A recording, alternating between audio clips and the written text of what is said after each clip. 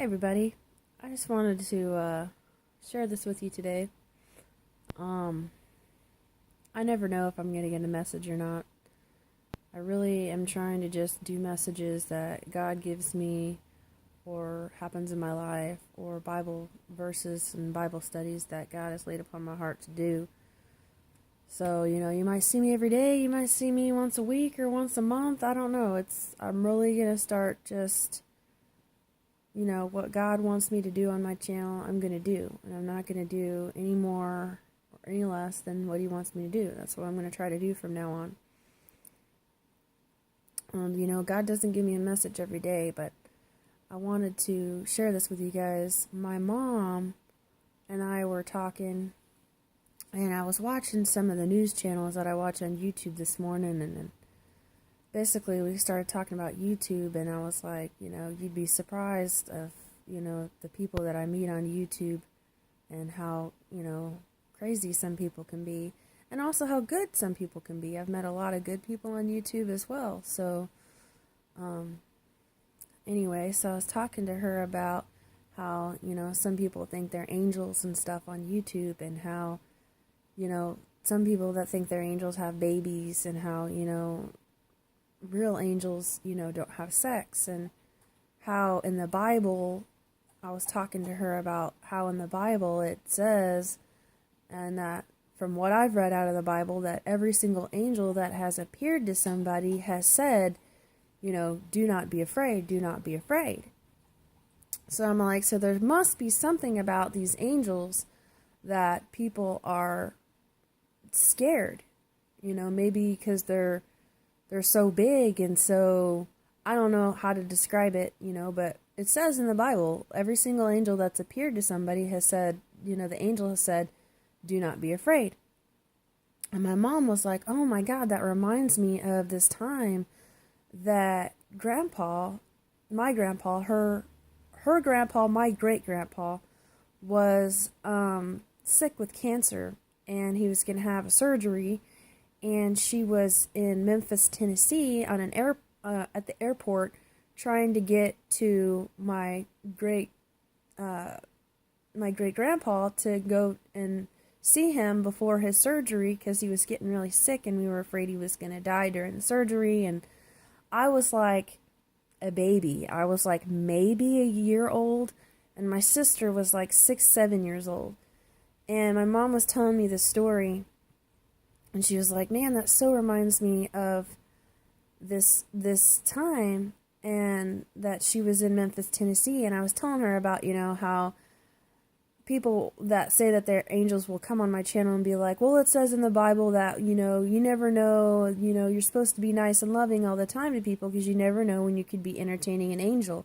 And how do you know that's not me?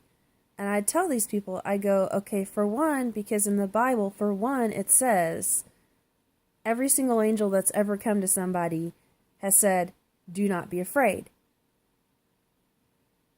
And every single person that I know of that has told me about a guardian angel story or something that happened in their life that they thought was a guardian angel, it seems like they're there, and then out of nowhere, they're just gone.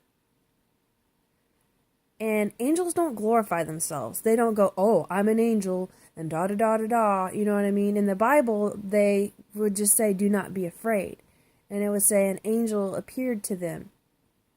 You know what I mean? And angels seem to be, from the Bible and from what people have said in their personal walk and relationship with Jesus, it's like they're there and then they're gone in an instant. And they don't like to be glorified. That's the other thing, is these people glorify themselves. They exalt themselves. Well, I'm an angel of the Lord, and blah, blah, blah, blah, blah. There's a difference. And then they go, oh, well, that means I'm just saying that I'm a messenger. No, there's a difference between saying you're a messenger and glorifying yourself like an angel. But anyway, so I was describing that to my mom and talking to her about that. And she goes, wow, that reminds me of this time that I was in Memphis, Tennessee, and I was at the airport trying to get to your great grandfather, because he was going into surgery. And anyway, she goes, I just remember we were 10 minutes late, the plane was getting ready to leave, and we're all the way on the other side of the airport. And she goes, and I just sat there She goes, and I had been praying for your grandpa day after day after day. I'd been praying for healing for grandpa and just been praying and praying and praying. And she said, and then we get to Memphis, Tennessee. We're at the airport. We're already 10 minutes late to get to the next flight. And she just said, I remember praying to God and going, we're not going to make it. You know, please, Lord, let us make it. I've went this far and I've prayed all this hard and everything. And she just started, you know, crying and praying, and oh my God, you know, we're not going to make it. And, you know, she had my sister, she was like 6, 7 years old, and she had me in her arms. And I was like only maybe a year old. And then she said, out of nowhere, she said, this big, huge, big black guy come up to me and said, hi miss, where are you going? Where are you headed off to? And she said, I just don't know how I'm going to make it. I got to get to gate such and such. And he goes, hand me the baby. And she goes, and I remember thinking in the back of my mind, I shouldn't be handing him my baby. And she goes, and he said, do not be afraid. Hand me the baby. What gate do you need to get to? And then she said, the last thing she remembered was that she handed me to him. And she said the next thing she remembered was they were at the gate in line getting on the plane. Well, there's that baby. There's that baby.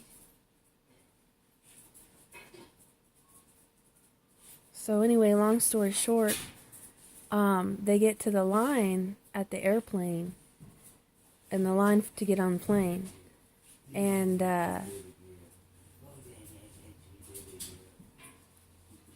my dad.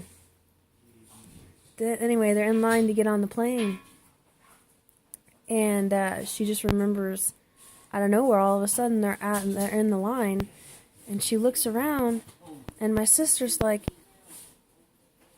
who was that man? And my mom goes, I don't know. And she turned around and she's like, we should thank him for getting us here on time. And she looked around and he was just gone. Just gone. And then she said she remembered looking at her watch and how somewhere time was changed in between her handing him the baby, me, I was the baby, handing him the baby and being in line. And she was 10 minutes late when he came to her, and then when they got there, they were 10 minutes early. And she was like, I don't know who he was. And she goes, and I remember when Amanda asked me, who was that man? And she looked around and he wasn't there.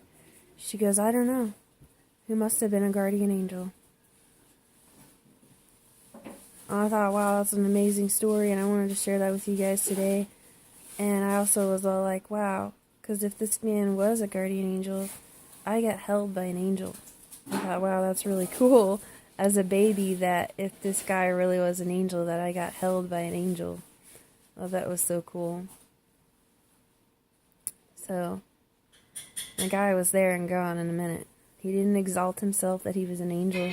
He didn't exalt himself that he helped her or anything. He just did what needed to be done. So anyway, I'm going to share that with you guys today. Love and peace.